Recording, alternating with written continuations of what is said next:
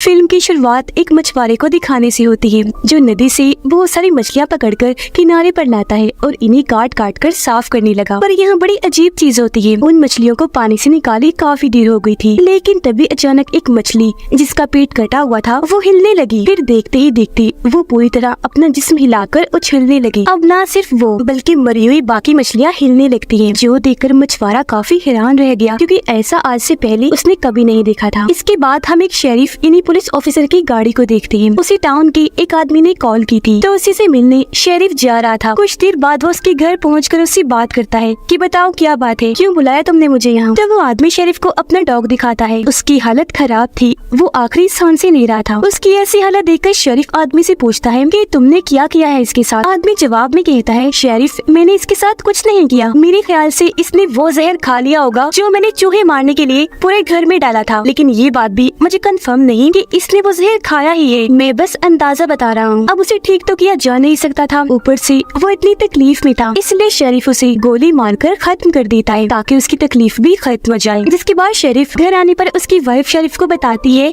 कि हमारे बेटे जोसेफ को पुलिस ने गिरफ्तार कर लिया है और साथ में तुम्हारे लाडले बेटे को भी। असल में शेरिफ का वो सगा बेटा था और उसकी वाइफ का सुतेला, जिसे वो शेरिफ का लाडला कह रही थी। अपने सुतेले बेटे को वो पसंद नहीं करती थी क्योंकि उसकी हरकतें ही अजीब थी। कहती है कि हमारे दोनों बच्चे ही पुलिस की हिरासत में हैं, तो आप जल्दी कुछ कीजिए, फौरन पुलिस स्टेशन जाइए और उन्हें छुड़वा कर ले आइए। जिस पर शेरिफ कहता है, मैं जल्दबाजी से काम नहीं लेता, अभी सब्र कर जाओ। जो कहने के बाद शेरिफ वहाँ से अपने डैड के पास जाने के लिए निकल जाता है। शेरिफ का डैड वही मछुआरा था जिसे हमने शुरुआत में देखा। शेरिफ जब वहाँ पहुँची तो डैड उसे वो मछलियाँ दिखाते हैं जो मरकर दोबारा जिंदा हो गई थी, अजीब तरह से कूद रही थी। ये चीज शेरिफ ने भी पहली बार देखी थी। वो कहता है कि आप इतना मत सोचिए इस बारे में, चलो इन मछलियों को जला देते हैं। पेट्रोल कैन निकालने के लिए वो अपनी गाड़ी के पास गया, गाड़ी की डिग्गी खोली तो हैरत, वो डॉग जिसे कुछ देर पहले ही शेरिफ ने मारा था वो दोबारा जिंदा हो गया था और उस पर हमला कर देता है। तब शेरिफ जैसे तैसे अपनी जान बचाने के लिए पीछे हटा और उसे दोबारा गोली से उड़ा देता है। इस बार गोली उसके सर पर लगी थी तो डॉग अब आखिरकार यहाँ मारा जाता है। उसके मरने के बाद शेरिफ के डैड उन मछलियों और डॉग को एक चीज में डालकर आग लगा देते हैं ताकि इन मुसीबतों का जड़ से ही खात्मा हो जाए जो मर कर दोबारा जिंदा हो रही है। जिसके बाद शेरिफ यहाँ से निकल गया। वो सबसे पहले पुलिस स्टेशन जाता है अपने बच्चों को आजाद करवाने के लिए। अब शेरिफ के बेटे जिस सेल में बंद थे वहाँ उनके साथ एक आदमी को भी रखा गया था जिसकी कल रात से बहुत बुरी हालत थी, वो उल्टियाँ किए जा रहा था। उसकी ऐसी हालत देखकर शेरिफ का बेटा कहता है कि तुम मर क्यों नहीं जाते। जिसके कुछ ही देर के बाद वो आदमी खून की बड़ी बड़ी उल्टियाँ कर देता है, जो देखकर शेरिफ के दोनों बेटे काफी घबरा गए। वो जल्दी से दरवाजे के पास आकर सेल का दरवाजा पीटने लगे और बाहर से मदद मांगने लगते हैं। उनकी आवाज सुनकर शेरिफ यानी उनके डैड और एक पुलिस ऑफिसर वहाँ जल्दी से आए और सेल का दरवाजा खोलकर अंदर आ जाते हैं। पुलिस वाला जब आदमी की ऐसी हालत देखता है तो उसे लगा कि इन दोनों ने जरूर उसके साथ कुछ किया होगा जब भी उसकी ऐसी हालत हुई। पर मजीद आदमी को चेक करने के लिए पुलिस वाला जैसे उसके पास जाने लगा वो आदमी अचानक ही उठ खड़ा हुआ, एकदम से आकर पुलिस वाले को गले से पकड़कर दीवार के साथ लगा देता है और उसे खूब मारने लगा। उसने बचने की बहुत कोशिश की लेकिन आदमी पुलिस वाले के सीने पर काट लेता है। ये देखकर जोसेफ उनको छुड़वाने के लिए बीच में आ जाता है, उस आदमी के मुंह पर मुक्का मारता है, लेकिन तब वो आदमी जोसेफ के हाथ पर भी काट लेता है। इस बीच पुलिस वाला खुद को छुड़वा चुका था, वो एक रॉड उठाकर उस आदमी को मारने लगता है। आदमी नीचे गिर गया, तब पुलिस वाला उसे इतनी बार रॉड से मारता है कि उस आदमी का पूरा सर फट गया। वो वही ढेर हो गया, मौके पर उसकी मौत हो गई। यहाँ से निकलने के बाद जोसेफ हॉस्पिटल गया अपनी पट्टी करवाने के लिए। फिर वो अपनी वाइफ से मिलता है, उन्हें पता चला कि वो माँ बनने वाली है। वो सोचते हैं कि हमें इस बच्चे को नहीं रखना चाहिए, पर उसकी वाइफ इस फैसले से दुखी हो गई और वो इस बच्चे को पैदा करने का फैसला कर लेते हैं। अब पता चला कि पूरे शहर में अजीब सा माहौल है, जो लोग मर रहे हैं वो दोबारा से जिंदा हो रहे हैं और जो जिंदा लोग बीमार हैं वो अजीब पागलों की तरह बनकर एक दूसरे को काट रहे हैं। फिर रात के वक्त इसी तरह के एक केस को लेकर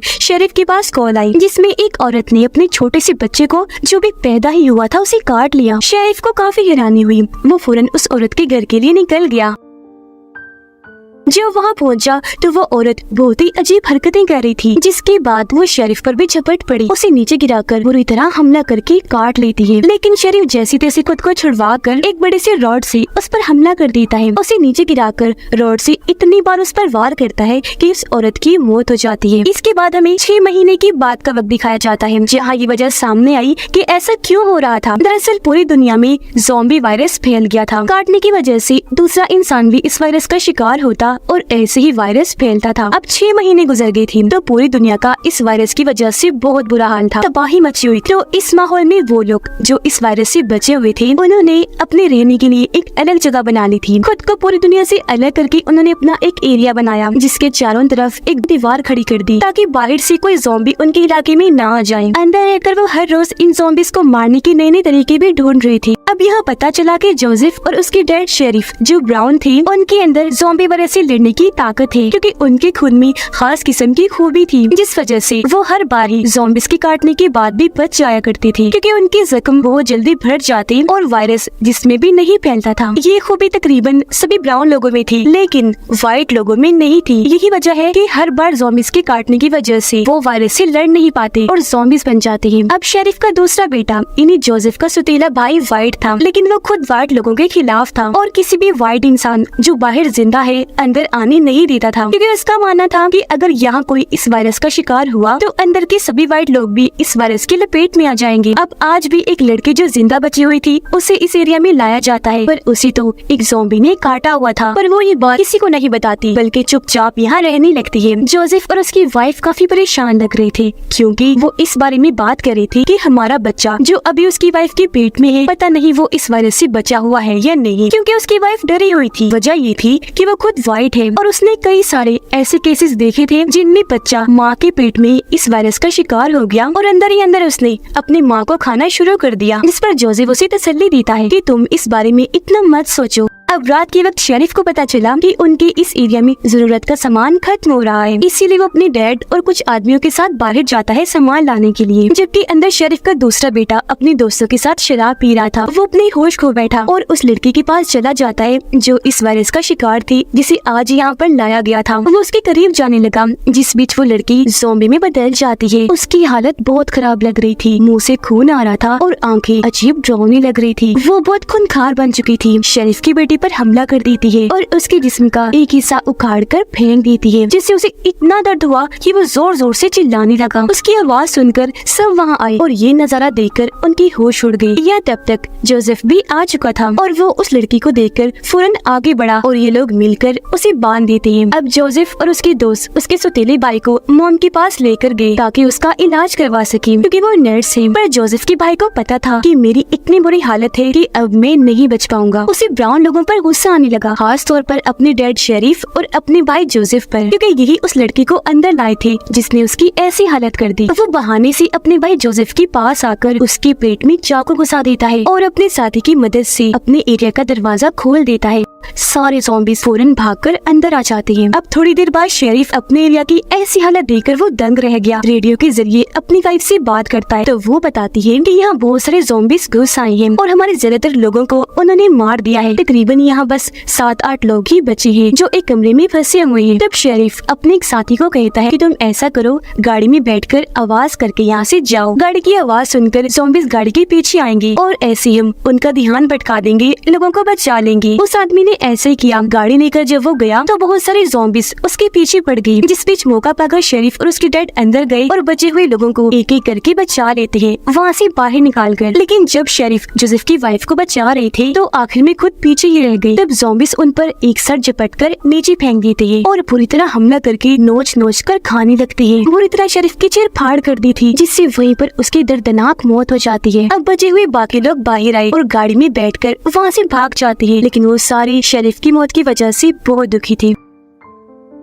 तभी शेरिफ के डैड के पास एक औरत की कॉल आई जो उनके ही एरिया की रहने वाली थी। वो बताती है कि यहाँ एक चर्च में हमें शेरिफ के सतीले बेटे और उसके साथियों ने कैद करके बंदी बनाया हुआ है, तो प्लीज आप आकर हमें बचा लीजिए। ये सुनकर शेरिफ के डैड को उन पर बहुत तरस आया और वो उनकी मदद करने के लिए गाड़ी चर्च की तरफ ले जाने लगती है। अब गाड़ी में ही जोसेफ की वाइफ की हालत खराब होना शुरू हो गई। उसका बच्चा पैदा होने का वक्त आ गया था, लेकिन तभी यहाँ जोसेफ का सतीला भाई आ गया और वो दोनों पर गन तान देता है। अपने साथ वो एक ज़ॉम्बी को भी लेकर आया था था ताकि वो जोसेफ की वाइफ को काट ले, क्योंकि वो चाहता था कि उसकी वाइफ भी इस वायरस का शिकार हो जाए। लेकिन तभी जोसेफ की मोम गन लेकर पीछे से जाकर उसे शूट कर देती है। लेकिन इस बीच ज़ॉम्बी तेजी से उनकी तरफ बढ़ने लगा। वो जोसेफ की वाइफ को पकड़कर उसे नीचे लिटाकर काट लेता है। ये देखकर जोसेफ भागता हुआ यहाँ आया। वो चाकू से ज़ॉम्बी पर हमला कर देता है, उसका सर ही काट कर जिस्म से अलग कर देता है। फिर जोसेफ अपनी वाइफ को संभालता है। वो बेचारी दुखी होते हुए कहने लगी कि मैं इस वायरस का शिकार हो गई हूँ और अब जोसेफ तुम्हें अपने बच्चे को बचाने के लिए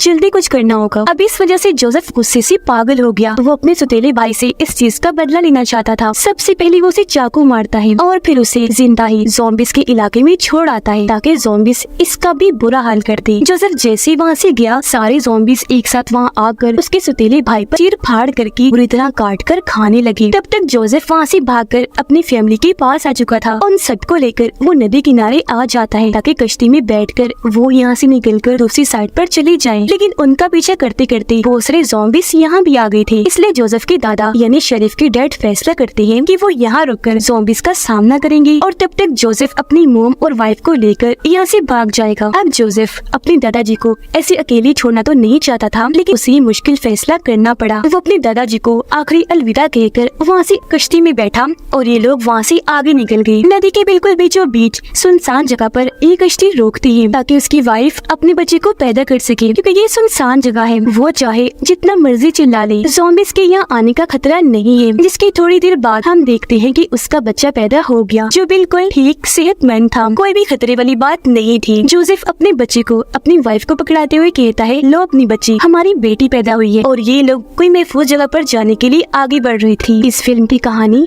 यहीं पर खत्म हो जाती है।